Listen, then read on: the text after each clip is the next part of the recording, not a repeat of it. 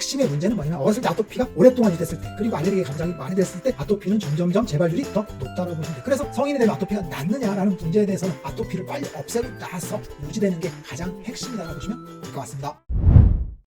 안녕하세요, 면의사입니다. 아토피 피부염은 흔히 크면 낫는다 라고 이야기하거든요. 그런데 이게 과연 맞는 얘기일까요? 무조건 우리는 아토피는 크면 낫는다고 알고 있어요. 그런데 실제로 보면 아토피가 큰다고 해서 낫는 건 아닐 수가 있습니다. 오늘 이 시간에는 아토피 피부염이 크면 낫는지, 그게 과연 진실인지에 대해서 한번 알아볼 겁니다.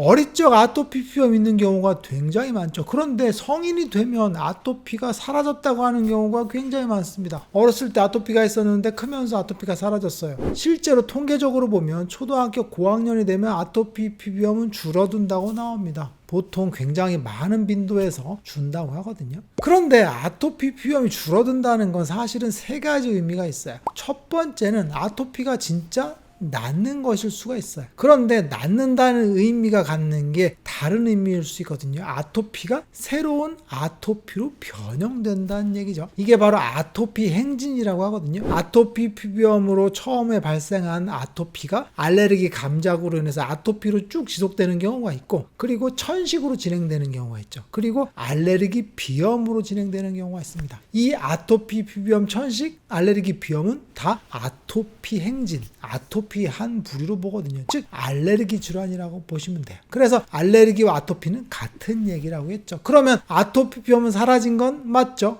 아토피 비염이나 천식으로 갔으니까. 이게 바로 아토피가 변형된 형태죠. 즉 흡입 알레르기로 점점점 병이 더 깊어진다라고 보시면 돼요. 그런데 사실 아토피 비염이 미약하게 유지되는 경우가 많습니다. 혹은 관해된 후에 재발되는 경우도 많고요. 우린 이걸 나았다라고 생각하거든요. 흔히 아토피가 낫는다고 하는 경우를 보면 진짜 사라진 경우보다는 사실은 미약하게 유지되는 경우가 굉장히 많습니다. 이게 굉장히 중요합니다. 아토피가 없다라고 생각했는데 실제로 제가 진찰해보면 아토피인 경우가 굉장히 많죠. 가장 흔한 경우는 아토피가 어렸을 때 있었는데 닭살 피부같이 생기는 경우가 있죠. 흔히 모공 각화증과는 좀 다르게 피부가 거슬거슬하면서 살짝살짝 구진들이 돋아나는 경우가 있어요. 어떻게? 온 몸을. 그래서 환절기가 되면 뭐가 자꾸 돋아나거나 두드러기처럼 뭐가 난다고 하는 경우가 있죠. 그리고 여행을 가거나 그러면 물 가린다고 하는 경우들이 있습니다. 그리고 건조한 계절이 되면 실제로 피부가 건조해지면서 피부가 뒤집어진다고 하는 경우가 있거든요. 우리 아이는 피부가 예민해요.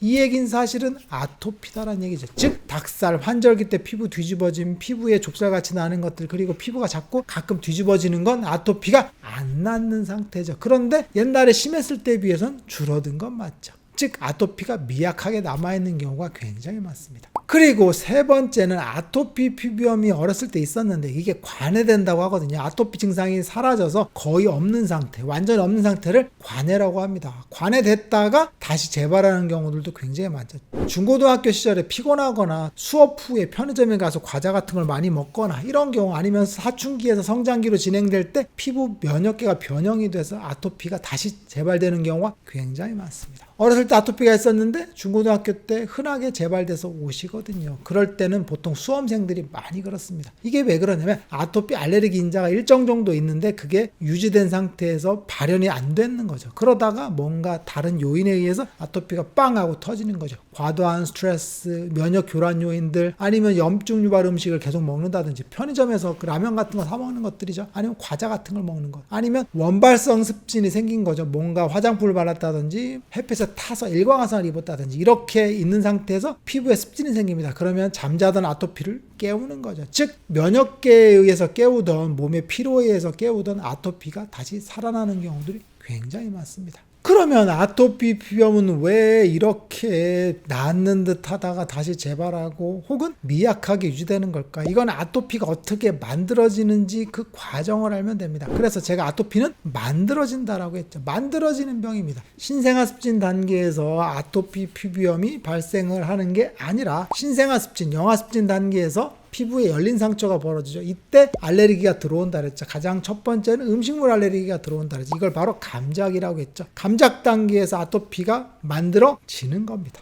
그런데 이 감작 단계에서 문제가 발생을 합니다. 아토피 피부염이 심한 경우는 감작이 심하게 이루어지는 겁니다. 즉 초기에 영하습진이 가장 넓게 퍼졌을 때 알레르기 인자는 폭풍처럼 들어오는 거죠. 그래서 어렸을 때 아토피가 심했던 아이들은 평생 아토피로 지속될 확률이 굉장히 높습니다. 왜 그러냐면 알레르기 양이 감당 못할 수준이기 때문에 그렇습니다. 그런데 어렸을 때 아토피가 미약하게 있었다고 쳐봐요. 그럼 알레르기 양이 적죠. 적은 양의 알레르기가 들어왔기 때문에 재발할 확률도 낮겠죠. 그리고 성인기에서도 아토피가 다시 재발할 확률도 낮다라고 보시면 될 것 같아요. 즉 아토피가 만들어지는 과정에서 알레르기 양이 얼마나 들어왔는지에 따라서 아토피는 재발하고 혹은 미약하게 유지되고 아니면 평생 아토피로 유지되느냐가 결정됩니다. 즉 아토피 피부염에서 핵심 키워드는 어렸을 때 아토피를 빨리 없애는 게 가장 중요하다라고 보시면 돼요. 어렸을 때 아토피가 오랫동안 유지되면 알레르기의 감작이 점점 더 길어지게 되겠죠. 그래서 처음에 음식물 알레르기였다가 점점 크면서 흡입 알레르기로 되면서 아토피가 점점 더 완고해지는 그런 형태로 가죠. 그리고 음식물 알레르기에 비해서 흡입 알레르기는 관리하기가